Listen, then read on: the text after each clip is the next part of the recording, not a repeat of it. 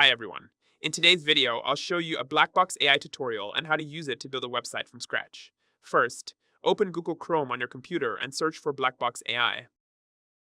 Click the first link to visit the official website. On the homepage, hit Get Started for free in the top right corner. You'll be prompted to sign in with Google, select your account, and click Continue. Next, check out the plans. You will see a Pro plan at $10 per month, Pro Plus plan at $20 per month, and Pro Max at $40 per month for yearly. Subscriptions, the price are Pro at $8 per month, Pro Plus at $16 per month, and Pro Max at $33 per month. Head back and click Get Started for free again to enter the dashboard.